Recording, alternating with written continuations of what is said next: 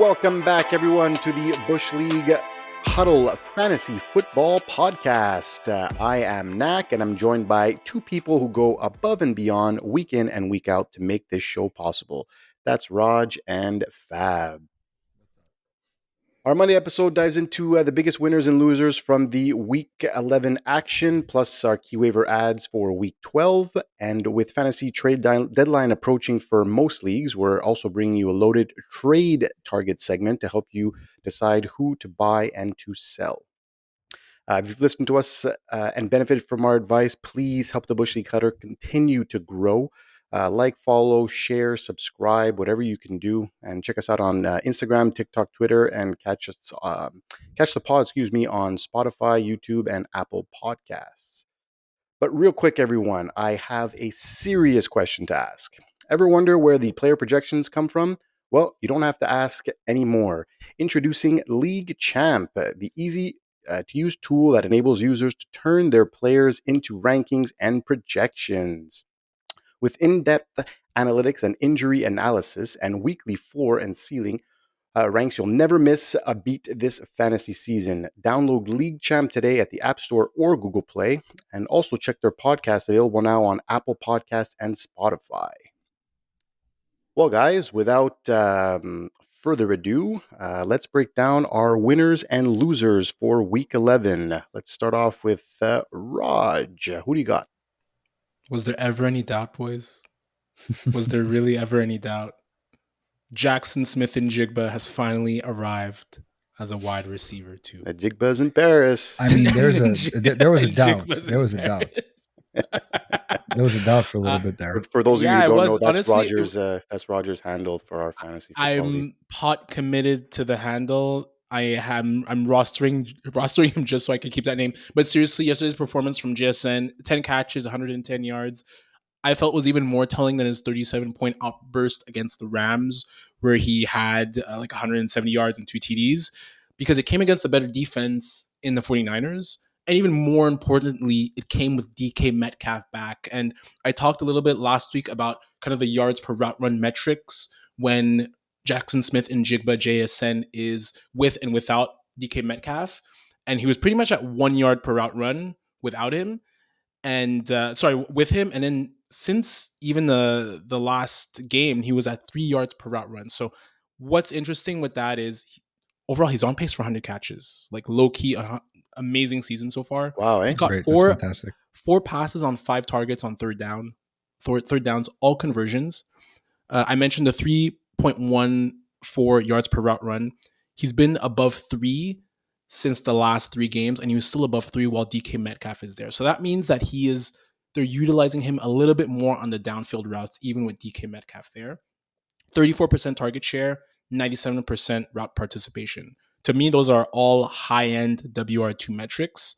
And again, I think we were all skeptical during the season. I know, Nak, you weren't sure about it. You were still thinking, hey, Tyler Lockett is going to be a big part of the equation for them. And obviously, DK Metcalf, we know what he can do. But I think after the Rams game and the fact that Metcalf is back, we really need to see it again. And I think we saw it. And I think he has a WR2 trajectory for the rest of the season. Yeah, and if I remember correctly, I mentioned he's probably going to come on more towards the second half of the year. I was more scared of having him in your lineups week in and week out at the beginning of the year. Yes, because Lockett is there, but I think Lockett has become that afterthought now in that offense. It's really run it with Kenneth Walker and then find either DK or JSN. And to your point, definitely WR2 trajectory with high end. Low end wide receiver 1 numbers on a week in and week out basis. So I think he's for sure top 12 both weeks, right? For sure last week, week 10 with 37 points, he was probably number 1 or close. He was the number 1 fantasy player. Yes. Yeah. This week, yeah, for sure. Yeah. The week where he had the 37 points, he was number 1, and then I think this week he's at least top 10 in wide receivers. So it's really, and again, everyone. Wasn't it? Oh no, Chase was this week. It was Thursday. Regardless, he was. Chase was last week. I know from experience. Chase was last week. Yes, I was on the receiving end of that game. Yeah, a lot of fun. I think maybe just one more thing to add with this for maybe dynasty purposes. DK Metcalf, the Seahawks have an out with him in 2025 where his dead cap goes from 36 million to 21 million. I could see him as a guy who wants a contract extension at some point, and I think personally watching Metcalf, he just doesn't feel as refined of a receiver, and I could see them maybe looking to either deal him or getting out of that contract. So it would mean an even bigger target share for JSN down the road. Just a quick note: his 37-point outbreak was in week 9. Last week it was Jamar Chase that had the 54 bomb to ruin my weekend. Yeah, week 10. That the 34% target share is huge for JSN. I think that was the most telling stat in my opinion. Raj, you mentioned DK has an out next year. What about Lockett? Is he under contract? Do we know? Let me check. Because he's getting along in the tooth, eh? Like he's getting Lockett, like I know every single year he always sticks around and no one gives him any respect and all that stuff. But you have to figure that the tide is going to have to turn. I think now with JSN finally coming on. He's a UFA. He is under contract. He's UFA 2026. Yeah, and he has an out. He has a $4 million dead cap, which is basically nothing. So I think this is he's not with the team next year. Yeah, he's not with the team next year. And isn't he like 32? 33, 32, exactly. Yeah. Great, thanks, Raj. Fab, who was your winner this week? Jauan Jennings. He's coming off another monster game of 25.1 fantasy points for 10 receptions on 91 yards and 1 touchdown on 11 targets, where he was the focal point of the passing game with Kittle and Aiyuk out. And he also out-targeted Debo 11-7. I think it's time to say that Jauan Jennings is what we all wanted Brandon Aiyuk to be in 2024, maybe even better. Fair. Just to put things into context as to how great Jauan Jennings has been, he's averaging more fantasy points per route run than Justin Jefferson. Yes, it's a very small amount of sample size, but it's still very important to have a very nice comparable like that. In the 3 games as a full-time player, Jennings has a target share of 40%, 32%, and 39%. He's averaging 29.3 fantasy points in those games. He's also third in yards per route run behind Nico Collins and Justin Jefferson. So he's in some pretty high-end company there with all these stats and metrics that I just said, right? He's a monster. Purdy was looking for him early and often, especially on third downs all game this past Sunday. He routinely converted even while draped by 4 defenders. I don't know if you guys saw that play where he caught it on third down and he had to go like 4 yards, and therefore the Seahawks got. Anyways, he's great on contested catches. He's a solid route runner, high catch percentage, and just an overall great wide receiver. He needs to be 100% rostered and is easily a high-end wide receiver too for the rest of the season. We're reading a lot of comps on this guy, and he filled in. Obviously, I think it was Shanahan that was saying he's going to be playing the X role for the rest of the season, which is Brandon Aiyuk's role. And this is really what you would expect from Brandon Aiyuk last year when he finished as wide receiver 15 on the season. So I kind of like, similar to Roger's point there, I kind of wanted to see him do this with Debo in the lineup. I know Kittle was out, but even last game too, when everybody was the game previous to this one, when it was pretty much a full roster that was out there, he still caught 7 balls on 11 targets for 93 yards, and Kittle and Debo was playing. I think it's just really good to see, and if you have him on your roster, you're very, very happy for the rest of the season. Fab, do you think this is so? Like, if we don't think it's a flash in the pan, are you someone who would hold Jauan Jennings if you have him, or would you try to sell high on him to get someone like, I don't know, like a T. Higgins?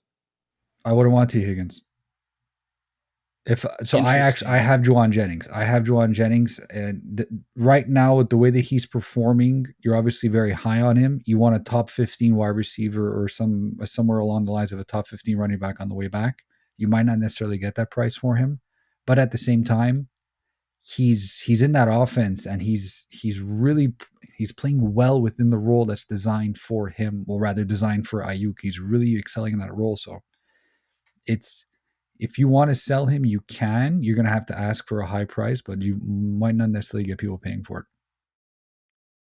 I think I'm going to go the other way. I would definitely sell high on Jauan Jennings.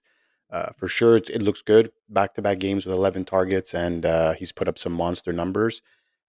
I don't think CMC is at full CMC yet, and I think we saw that a bit yesterday. Once he does ramp up, Kittle comes back. Also, Purcell did not have a target yesterday. I just think that this is the time now. He's put on the show. It's 2 straight weeks. I would try to sell. And you're saying no on the T Higgins factor. If I can get a guy like T Higgins for Jauan Jennings, I think I'm going after him. He just came back from that injury and looked really good. Scored a TD. I think he had 8 catches, 93 yards, and a touchdown. Um, I just think there is a lot of mouths to feed in San Fran, and I think it will come. It may come back to bite you come playoff time when you're depending on him to be a wide receiver too, Yeah, so T had went 9 for 148 and a or touchdown yesterday. 148 and He put touchdown. up like about 30 points. I get what you're saying. I do, but to your point about like CMC not being there, not being at full strength. Last year the offense was humming with all those pieces there. Brandon Aiyuk still turned out wide receiver 15 on the year, and that was with, you know, full health across the board, right? So for me, it's not really an issue of CMC being there or not. If anything, it opens up a little bit more opportunities for Jauan Jennings, just because they have to, focus on other offensive pieces as well. I don't know. The 49ers, when they're a full team and they're full slate, like the offense it can sustain this many people.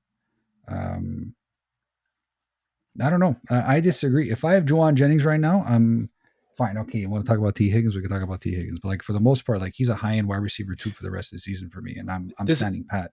this is a downfield offense, and this offense works when they have an X receiver who can move downfield, which is basically what Jennings is doing in the Ayuk role. So I think the hits are going to come out. It's going to be Debo or Purcell, whatever you say his name. He didn't Those are get the it. He, guys who. Yeah, sorry, didn't Purcell didn't have any catches, yeah. and Didn't Debo have a is right now target. is a bit player, man. He is like, I don't know what's going on with Debo, but he looks like the one that's I think completely. he's uninterested, man. I think he's just reached. He knows he's probably gone next year too, and now with the record the way it is, um, where it's not looking good to get to the Super Bowl and potentially win one.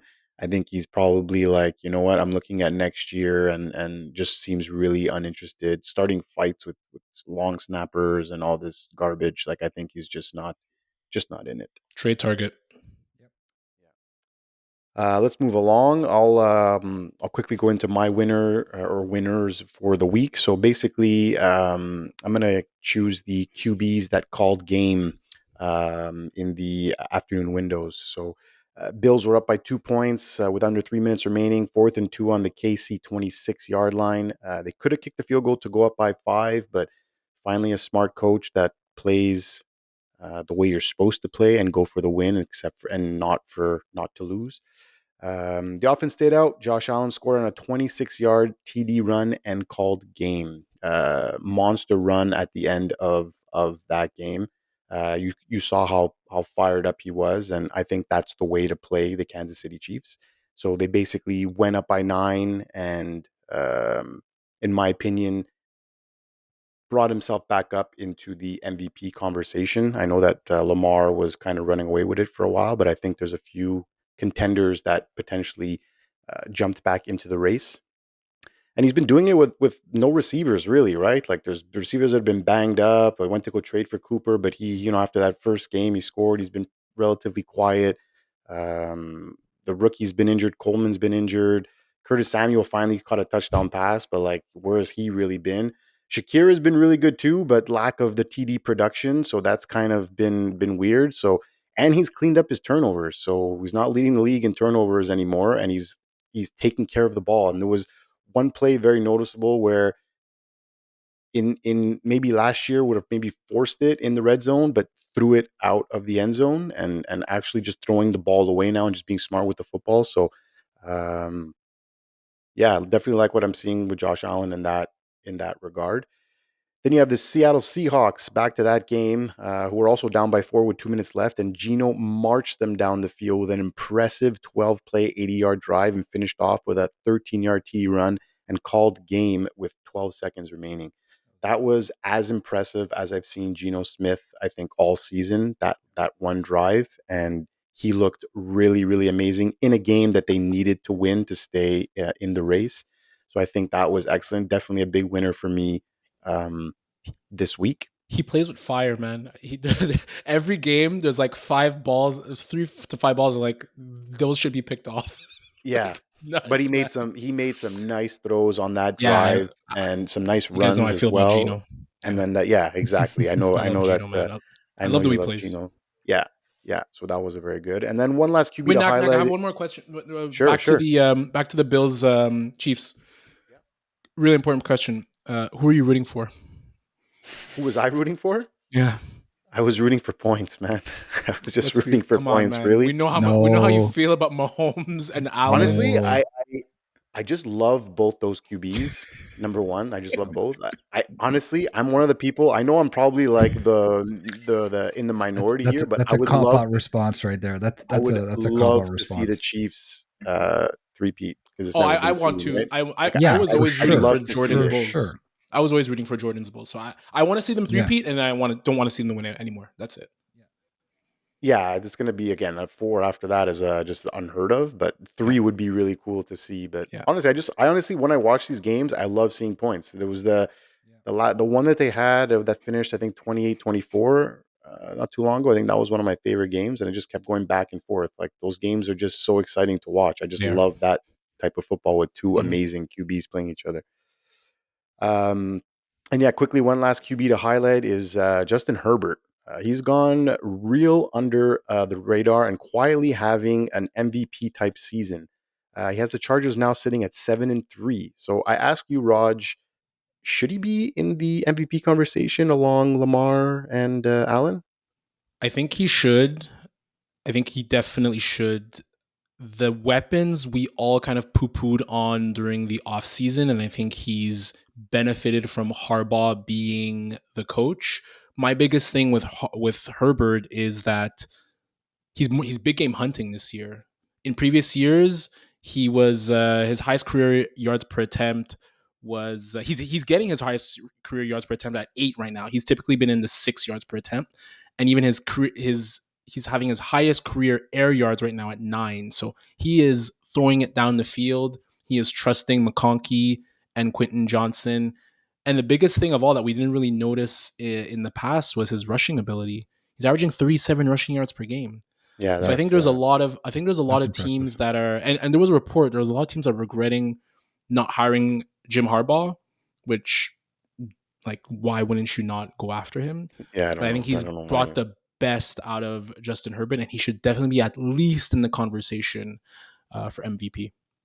Think he's brought the best out of that whole team. We were talking last year how that team was in trouble, and then how we were speaking about they lost all their risk. They lost Keenan Allen, they lost Mike Williams, they lost Eckler. What are they going to do offensively? And I don't know, man. He's got that team humming. So definitely one to watch in the in the NFL this year, Yeah, in the playoff hunt as well. So and just one last special mention to the NFL scheduling team for a great slate of games in week 11. This was it's a fantastic. fun week of football, man. There was a It's lot of great. big games and a lot of fun games. So kudos to the NFL on that. Raj, what about your loser of the week? My loser of the week is Kirk Cousins when he's not facing the Bucks. Plain and simple, he's been an average QB this season.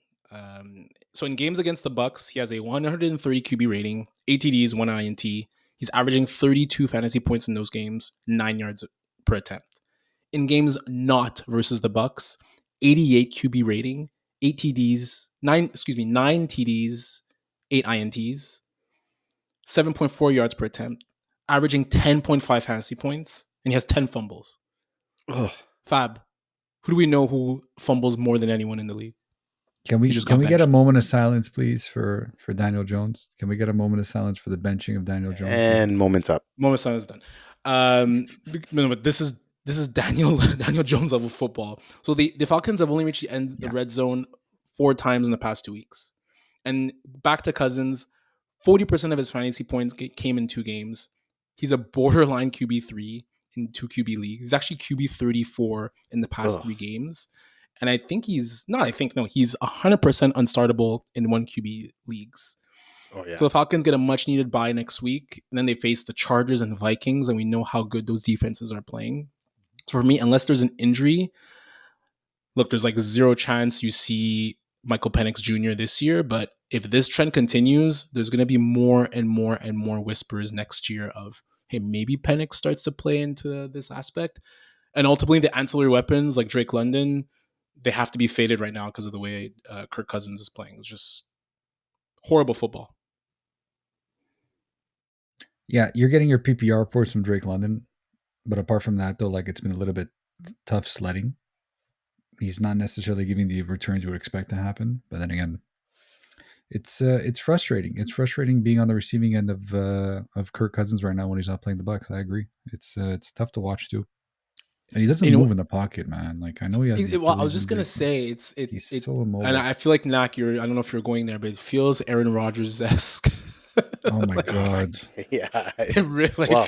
Oh my Both god! coming off an Achilles. Man, Achilles, guys, we have to understand is a really brutal injury in general, and then to have it happen to these guys who are 40 years old and 35 years old, like it's just not the same. And just sidebar here for a second. Nico Collins just had a house call. Stop. Called back by a holding call by Laramie Tunsil. I forgot about that game. Oh, he's so back. That was an 80-yard it. touchdown He's catch so on the first back, play of the though. game. That was insane. That was insane. Oh. Yeah, I know. I wanted to get Fab excited. Because Fab's team has been looking a bit mediocre without Collins. Like, he still won. He was talking about how he has such an amazing team. He doesn't need depth. Who was saying that he has such? We're going to get into this conversation right now. No, we're going to talk move along. about this. I think we're going to move along. Bunch of animals on the podcast. But Fab, who's your loser of the week? The Tush Push. Tush Push. 4 times this season, Saquon Barkley has been tackled at the 1-yard line, and 4 times Jalen Hurts has tush pushed it in on the very next play. Saquon has also been tackled inside the 2-yard line 11 times, and Hurts also has 6 of those TDs. More TDs being vultured out of the hands of Barkley. Barkley would be at 18 rushing touchdowns so far this year, and firmly in the conversation for MVP, at the very least Offensive Player of the Year. How can Barkley's owner be excited when they how can Barkley's owners get excited when they get to the 1-yard line or the 2 because the ball ain't going to him anyways? The tush push sucks. I never liked it. Yes, it's efficient, but from a fantasy perspective, it hurts, pun intended, Barkley's value, and come fantasy playoffs, those points can be detrimental to your matchup outcomes. I get that the tush push works. I get it. It works. I get that it works, but Hurts with the Hurts being there, but give the guy a chance to hit pay dirt after he does all the work and gets you to the 2 or the 1-yard line. And then if he can't get it in, then you do the tush push. It's just frustrating and it's hard to see. And I'm not even a Saquon Barkley owner, but when he gets so close to the goal line and then they hand it off to Hurts and then Hurts, it's frustrating. By the way, this rant was brought to you in part by Kyle Brandt of NFL Network and friend of the podcast. Probably.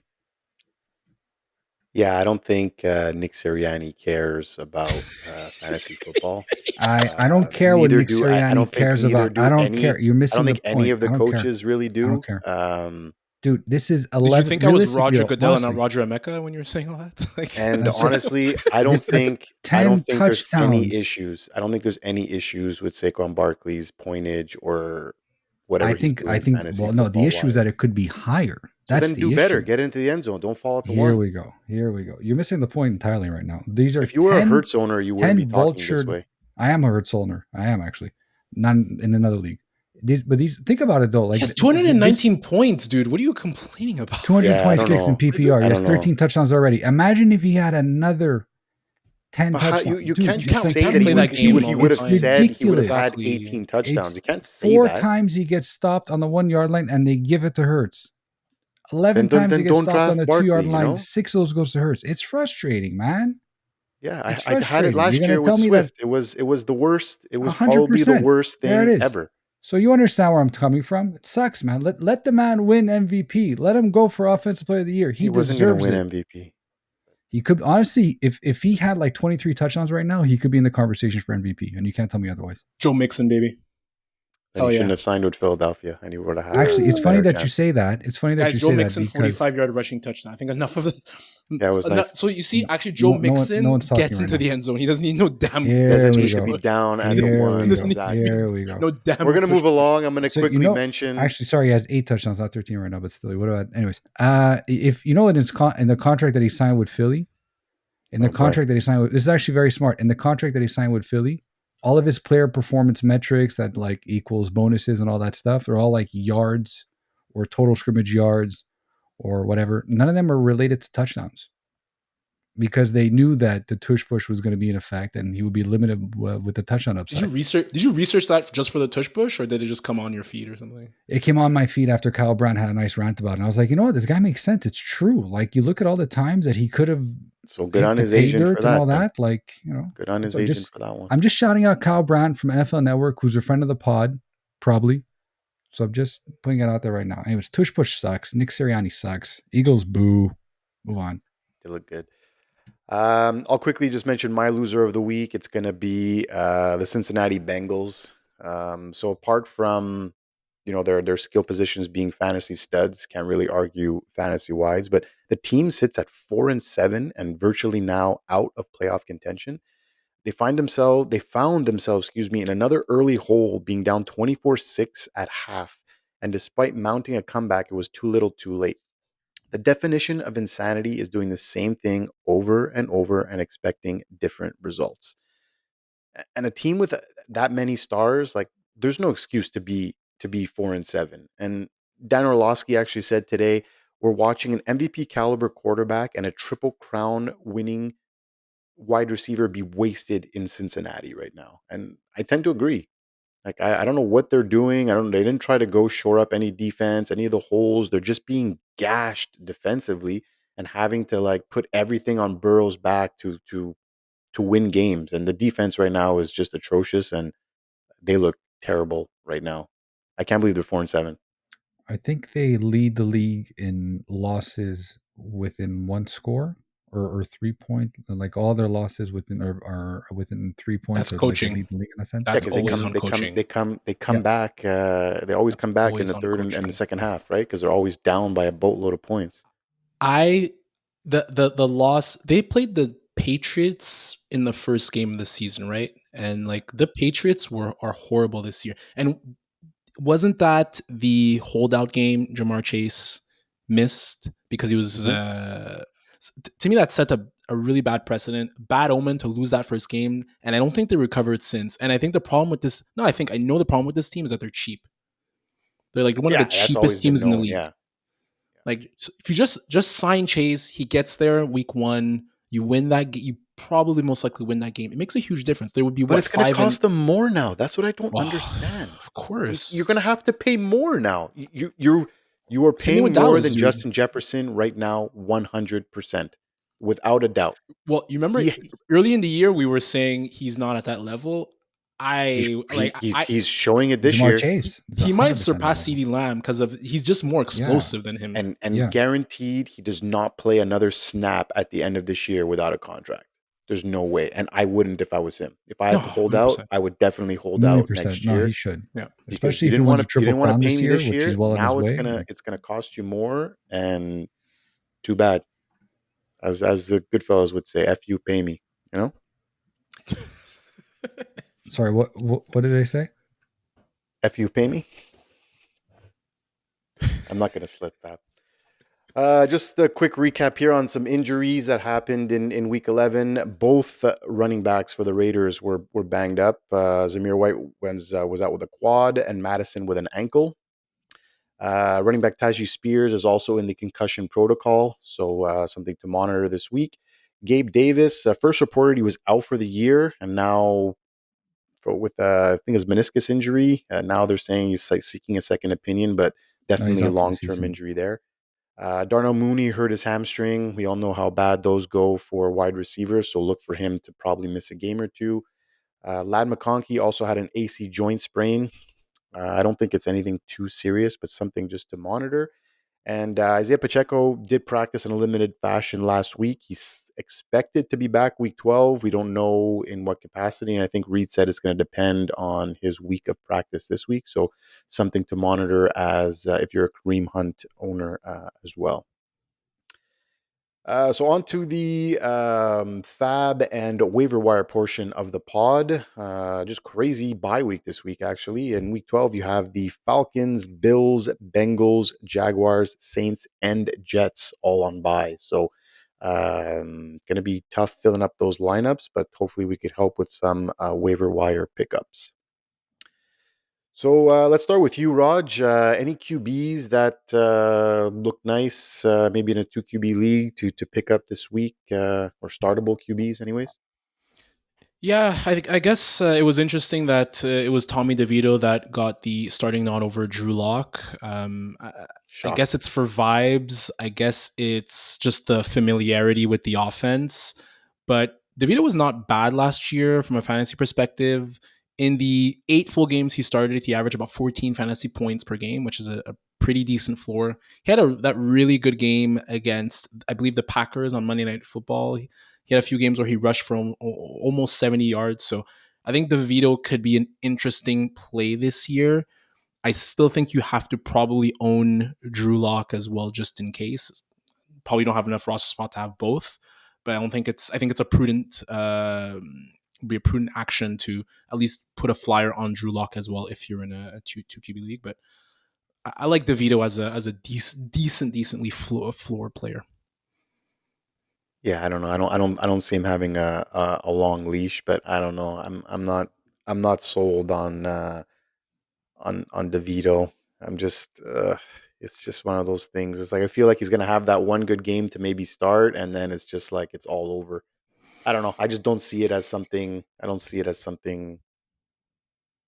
Personally, I don't think I'd go after him. But Fab, So anyone you notice just QB to wise? just to answer to the Tommy DeVito thing, I think he only had one game where he threw for 280 yards or even over 200 yards last year when he did start. But of the 6 remaining opponents that the Giants have, 5 of them are in the top 10 of defensive points allowed to quarterbacks. So he has a cakewalk of a matchup for the next 5 of the 6 games, basically. So if you need a spot starter, it could be interesting. And you would assume that because he's throwing to Malik Neighbors this year versus last year, he wasn't. It could be interesting. Just to go back on what Roger said too about why Tommy over Drew Lock, I think it's the vibes 100%. 100% I think it's the vibes. But I don't know. I feel like we have a better chance to win with Drew Lock. So maybe it's a good thing we're starting Tommy DeVito. Yeah, I think it's partially that too. Yeah. Like the raw numbers aren't bad. That makes more sense. The raw numbers aren't bad. And again, like No. it was against Green Bay, 10 rushes, 71 yards. He also had a game against New Orleans, 4 rushes, 36 yards. Because so right there, he's liable to get 4 to 5 points per game just on rushing ability. So yeah, TBD. No, and I think he also has a completion percentage of like around 60% or 65%, which is it feels dirty starting Tommy DeVito. I'm not gonna lie. Like, my God, your QB room is in despair if you're starting Tommy DeVito. You're starting Tommy DeVito. You're having a chicken cutlet sandwich on Sunday at 1:00 in the afternoon. How are you? No mention of Gardner Minshew, who had a pretty solid fantasy output versus the second best D versus QBs in Miami. He scored almost 21, just under 21 points. I think he gets he gets Denver this week, so definitely a tough matchup. But I don't know, Minshew mania. I think it might be back. I think so too. I don't think who's the head coach there, Pierce. I don't think he's very happy about having Gardner Minshew as his quarterback. In the last press conference he had, but Desmond Ritter is not much better in here. He's so up and down, Minshew, man. Like he is a roller coaster.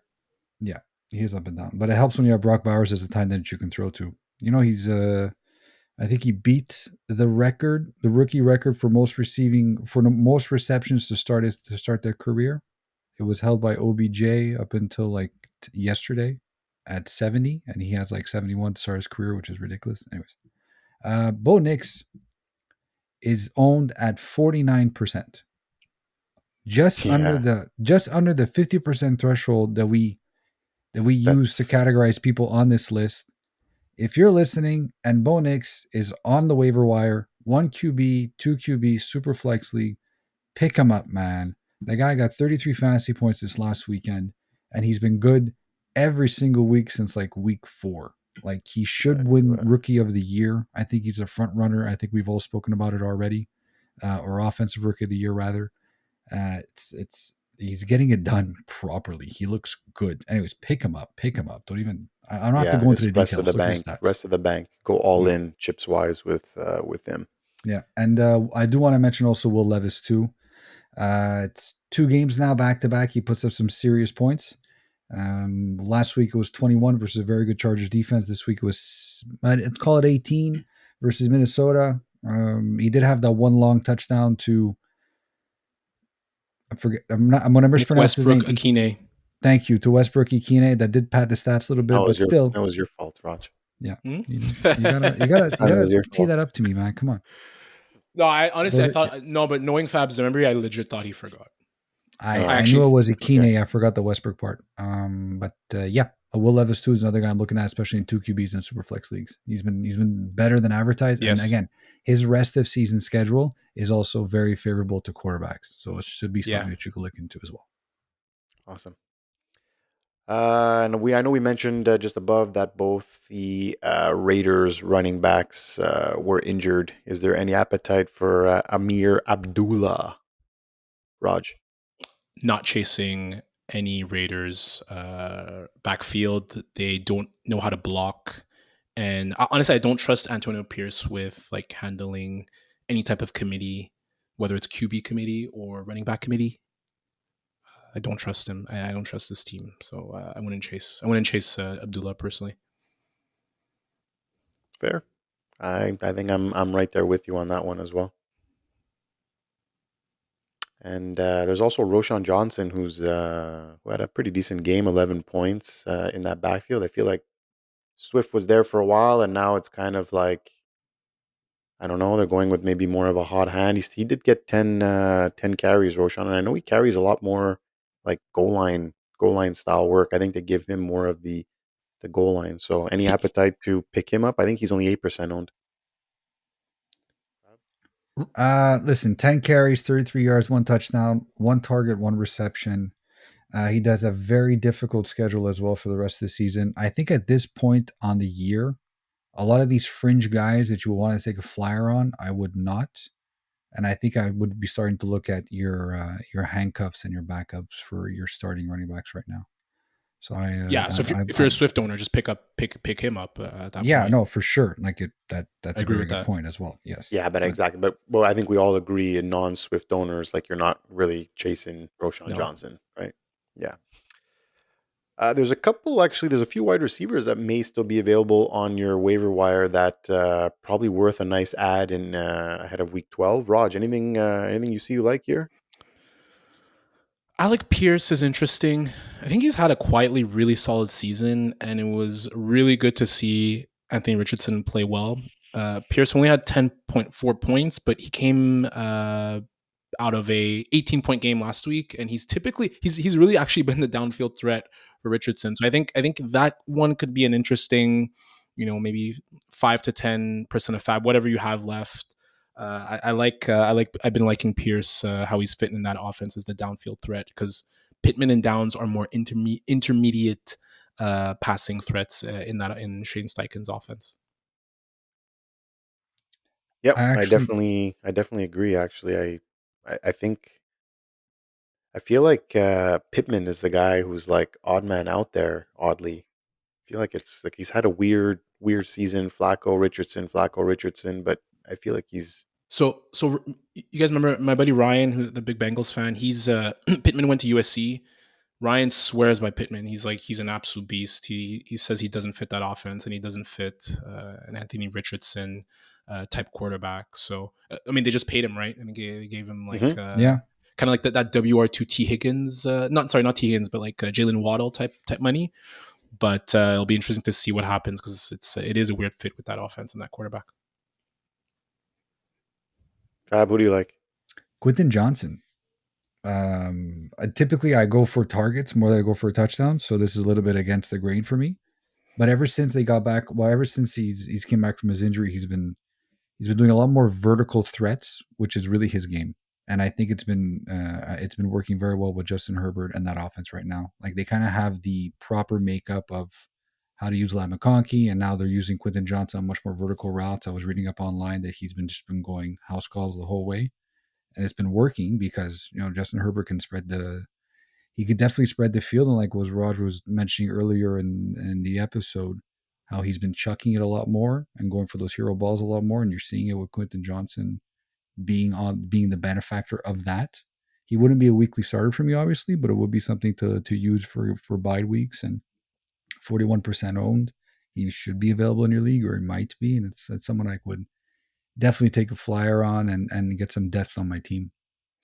I totally agree, Fab. This offense is not about high volume. It's the most one. I think with the Ravens, one of the most efficient offenses in the league. So they don't need a lot of passing attempts to score big plays or score big touchdowns. They're facing Baltimore next week. Quentin Johnson can get 3 receptions and 2 touchdowns. Or what's that Randy Moss stat line? 3 receptions, 187 yards. 163 yards, and 3 touchdowns. That could be Quentin Johnson next week. I don't know about that extent. Let's just start comparing Quentin Johnson to Randy Moss. That's the way to go. Let's do that. And there's also funny, actually, was on our list last week. Valdez-Scantling. Yeah, I know he has a bye this week, so it's going to be tough, especially with 6 buys, to kind of own one of those players. But the first week was a fluke, and now the second week, well, I don't know. Yeah. Is it a coincidence or is it a pattern? And like if you have room and the buys are not killing you, I would maybe have him rostered for sure. It's not a guy you'd have to chase to go after, but I mean, I would definitely roster him if possible, because he did have two really good showings in the past 2 weeks. Yeah, I agree. And then just quickly, tight end. Any appetite on Will Dissly or Zach Ertz? Dissly, yeah. Definitely Dissly, way more than Zach Ertz, but Dissly has been pretty consistent week in and week out for his targets and for his yards. He was just missing to get into the end zone, which he finally got done this week with 4 receptions, 80 yards, and a touchdown, with a nice touchdown too, like a nice seam throw right over to him. It was good. No, Will Dissly to me he's coming up the ranks, and if you're hurting at tight end, you don't have one of the top guys. He's something I will go after for sure. Yeah, I spent some fab on him too. Yeah. 3 of the past 4 games, he had 9 points, 8 points, and then 18. Actually, if you go further, it's 4 out of the past 5 games. He had 16 points before that 9-point game. So in these streets, man, if you could get 10 points out of your tight end, like that is money. That's a win. That's a win. That's definitely a win. That's definitely a win. He's not a name brand, so I think people will sleep on him a little bit.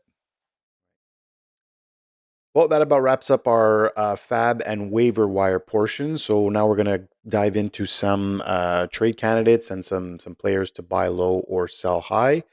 So maybe we'll start with some buy lows. Raj, anyone you want to target to buy low right now? DeAndre Hopkins, potentially. I know the schedule isn't fantastic for Hopkins, and I know he came out of 2 mediocre games, but he does get the Texans and Browns during the fantasy playoffs, and those are 2 teams that are quite vulnerable against the pass. My only concern is the Juju Smith-Schuster return. It saw his route share and target share decrease a little bit, but I think later on in the year, I'm just going by gut feeling. I'm hoping that they start to utilize him more in preparation for the playoffs with Mahomes. So I thought Hopkins looked fantastic against the Bucks, and I'm hoping that he's now finally ramped up in that offense and they start utilizing him the best way that they can. Yeah, I think I agree with everything you said there. Definitely a buy low candidate for sure. I think pretty yeah. Fab, anyone you think buying low on? Buy low, I think Tyreek Hill, but I think that buy low window might have sailed after this week. He finally got, well, it's back-to-back games now that he has a touchdown, so I don't know how that's going to be factoring in, but he's one guy that I would look into as well. DeAndre Swift is interesting. He's definitely a buy low candidate, but I just don't like his schedule for the rest of the season, and that's what concerns me, even as a buy low. I think I don't think the Bears have a very favorable schedule when it comes to running backs right now.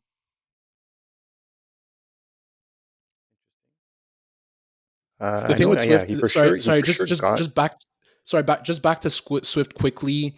Roshan received 3 of 4 carries inside the 10-yard line, and Swift saw 58% carry share against the Packers in Week 11. That's the lowest since Week That's the 3. lowest. Yeah, I was gonna say that's pretty low. That yeah, but that's what I'm So saying. Roshan, that's what he's seeing more of the goal yeah, line, closer to the goal line work. So yeah, I guess I'm gonna tend to agree there. Anyone you're looking to sell high on, Raj? maybe Jared Goff. I hate to say it, but it's only the second time he's had more than 32 dropbacks in the year in the season, and like we all know, the Lions are a pure running team. Like we see what they do with David Montgomery, we see what they do with Jahmyr Gibbs, and at any given moment, Goff can just have like a 10 attempt game, and they're handing it off to those two absolute stallion backs. And you're like we saw it a few weeks ago. We saw where he had the 5 pick game. They still won. We saw in the game again, I think against the Titans, he only had like 15 or 18 attempts. So I think this is a good opportunity to piggyback off like an amazing performance that might not happen very often. And you have to start thinking this team is going to start thinking about the playoffs. They might actually stop putting the pedal to the metal at some point. So I'd look to maybe seeing what could be what you could get for Goff, because it's still been an up and down ride, despite the fact that the stats overall have been really really solid. Yeah, I mean, hard to argue with that. He also comes. He sometimes doesn't even play the fourth quarter at times because they're up so much, and the game is out of reach. So tend to agree with you there. What about you, Fab? Anyone you're looking to sell high on? If there's any value left as a high, I think it's time to take a long look in the mirror and see what you can get for CD Lamb. You still have the name value there. He's still going to be a target hog, but just within that offense right now, with Cooper Rush being at quarterback, I'm not convinced you're going to be getting. Definitely not going to be getting wide receiver 1 return. You would hope you get maybe wide receiver 2 if he falls into the end zone. But if I can make CeeDee Lamb become someone else's problem, I would. And if the return is good enough, I would definitely look into doing that too. He has a career 13 points per game in 18 games without Dak Prescott. So I don't know if that 13. That's window, what he averages. yeah, 13 points per game in 18 games without Dak Prescott. So like similar to Tyreek Hill, has that window already passed, or like that's the issue there. Well, Tyreek right Yeah, now is, it's yeah, I think like if I can do CD Lamb for Tyreek Hill, I think I would make that trade right off the bat. But yeah. The Tyreek owners are not making that trade. no, nor should they, no. It sucks, honestly. And he's a good, I don't know. It's if I have him on one of my rosters and I'm trying to see what I can get for him, and really nobody's biting, and that's the worst part. You're gonna have to try to catch someone that sees CD Lamb as the name, and maybe you swindle a deal out because right now, obviously, his stock is not at its peak for sure. Uh, but one guy, I think the obvious one to sell high on would be Kareem Hunt. With obviously the news of Pacheco maybe nearing a return, this is probably the time to maybe get rid of Hunt. I mean, as a Pacheco owner, you might want to hold on to him just the same, just to see, if Pacheco does get hurt. But I mean, this is probably the highest point you'll get out of Hunt.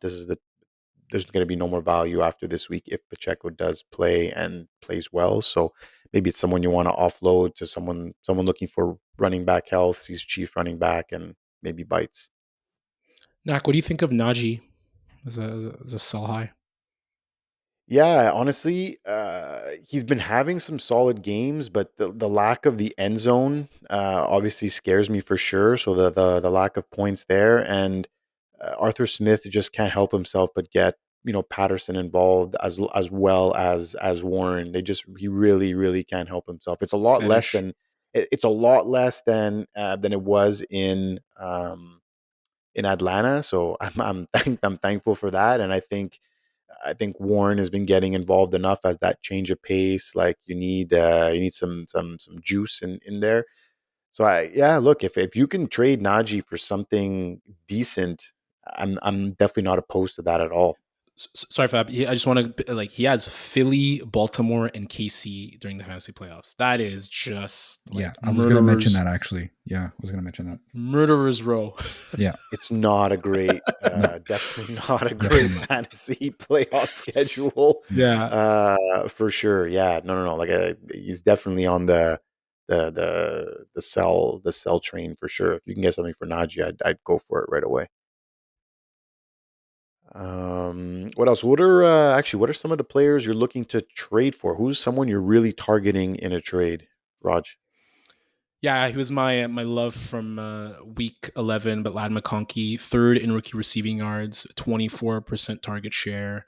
He just came off another 18-point game, six receptions, 123 yards. Uh, Big play offense. He had two amazing catches from two amazing throws yesterday against the Bengals. So I think he's going to be a 1,000-yard receiver, and he's a guy that he's like it's a buy high. Like, you're not going to get him for cheap, but I think this is a player who is going to continue to ascend towards the end of the season with the way Herbert is playing. Yeah, and very, very valuable in PPR formats for sure. Anyone you're targeting, Fab, via trade? Brees Hall, actually, right now. Like I know he just came off a 31-point Yeah, bunch chance. Good bomb of a luck. game, but he's on bye this week, which might help your cause. But the reason why I'm saying you should trade for him, he's obviously been very up and down this year, more down than up, especially if that you invested probably a top 5 pick on him this year. But his fantasy playoff schedule, especially in the finals, are fantastic from an RB perspective. And I know we don't like the Jets here, but still something to take note of as well. Like they're a lot of green and nothing to be concerned about as far as red. So yeah, if you can pay up, don't pay too much, but it is definitely somebody I would be targeting for sure.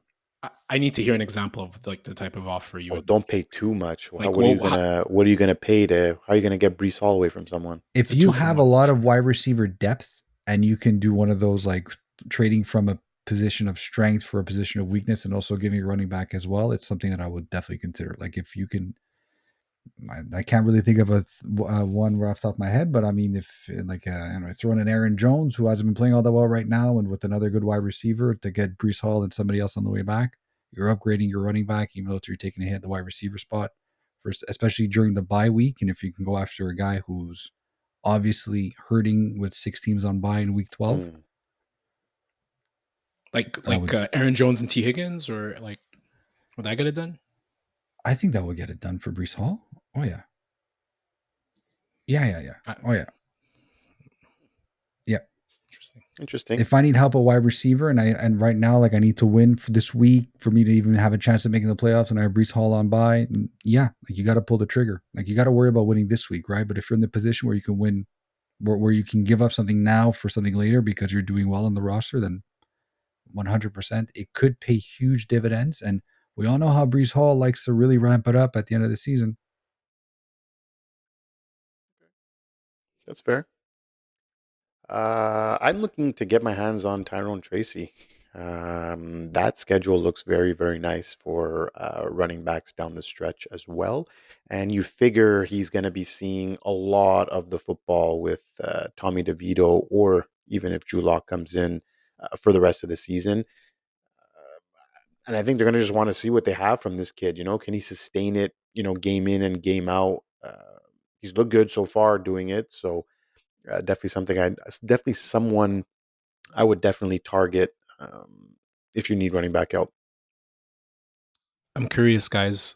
What would the Giants do if Drew Lock and Tommy DeVito were to both get injured? Like, do you think they're calling up Fab to play QB? I think Daniel Jones starts, You my really friend. think so with the injury guarantee? What They are they have going no to do? choice. Yeah, they don't have a Imagine they choice. pick up, I don't know, who the heck is out there? Nathan Peterman to go play. Like, imagine, like that would look really, really. That would look really strange. Like now, like, tell me you're tanking without telling me you're tanking. You know? Yeah, like what choice did they have? They would have to start Daniel Jones. Phil Simms. They start Phil Simms. Yeah, start Cousin Pete. If you're listening to the pod, you can start. It's their neighbors at QB. Cousin Pete. Yeah, but I agree with Tracy's been awesome. Yeah, man. I know he was distraught after that fumble was it Germany or London? In Germany. Yeah, Germany. Otherwise, Germany. he's been fantastic. What a revelation he's been this year. He was a 5th round pick.